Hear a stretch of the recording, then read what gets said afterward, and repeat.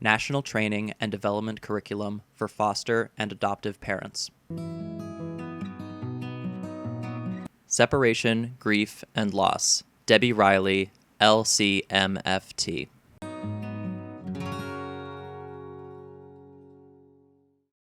Grief in children is very different than grief that we see in adults. Most adults will be able to converse about it. I'm feeling really sad today. I'm thinking about today's the anniversary of my mother's death, or, my husband passed away 6 years ago, and, I'm just really having a hard time with it. And so, there's that articulation that one would have around these issues. Our children grieve behaviorally. So an example would be they come home from school, you ask them how the day went, the backpack gets thrown on the floor, they're stomping around, and little did we know that maybe something in the curriculum at school triggered a sense of loss for them. So they're going to act out the loss versus then being able to come and sit down at the table and say, I'm feeling really sad today because today was the day that, the police came into my home and the social worker and I was taken away from my birth parents.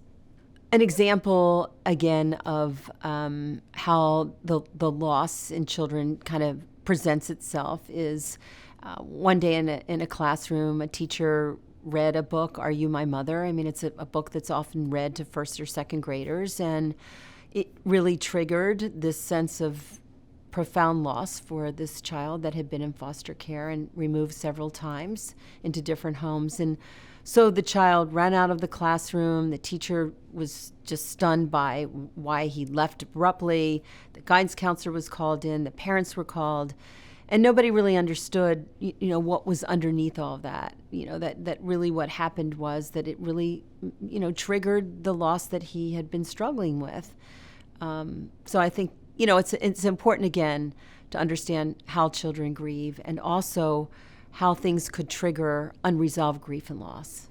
When we think about how we can support our children around these loss and grief issues, I think that we have to sort of be a couple steps ahead of them. So if it's a birthday coming up, or Mother's Day, or Father's Day, or a holiday, or, you might be going to the movies and it might have a theme, around families. I think we just need to think about how that might trigger their feelings of loss and separation and be able to talk about it. Maybe the birthday's coming up. I know that, I've worked with kids before and parents struggling. Why is it that every time we have a birthday, it's a disaster? And the parents never really understood that. As we began to think about the birthday and begin to prepare for the birthday, it reminded them of the loss of the birth parent. Who was the mommy whose tummy I grew in? And that's what birthdays are about, the day that we were born. But yet I'm not with those that brought me into the world. And so if parents can begin to talk about it, that, we're going to celebrate your birthday in a couple weeks, and this is what we're planning to do. And I wonder, you might be thinking about your birth mom or your birth dad, and maybe we want to talk about that. Or maybe we would light a special candle on the cake for your birth parent. Something that we can honor.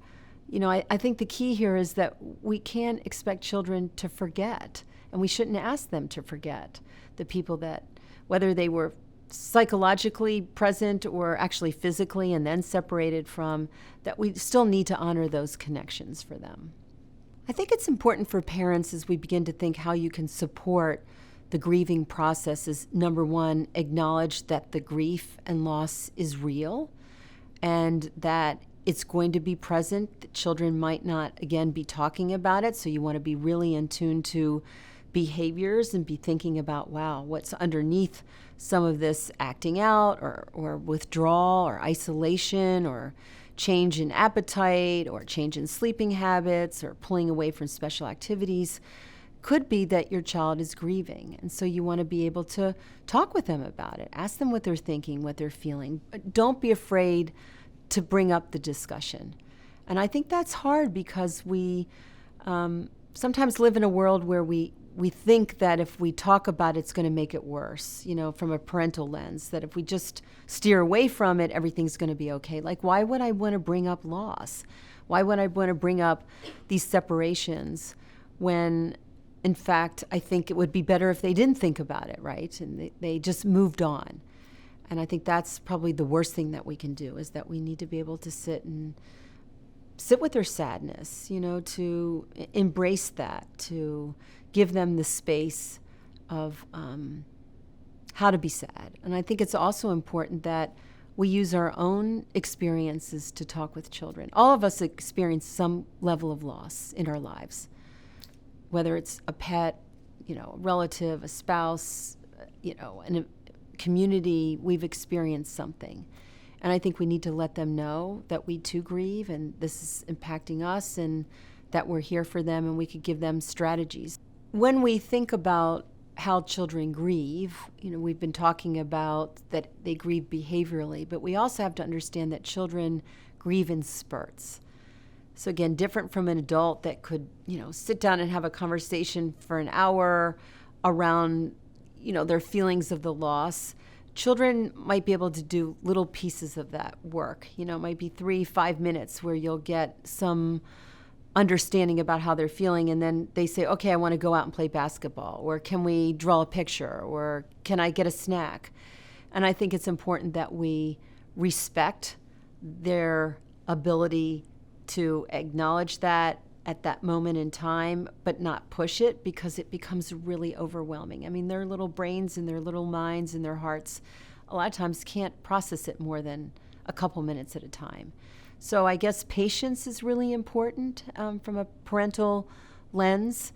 And I think that also as you interface with helping professionals, you also have to understand that this work, if they're in therapy, is going to take time. It's not going to be addressed just in 1 or 2 sessions. It could take months. I mean, some of the kids that I've worked with, they're still working through this years later.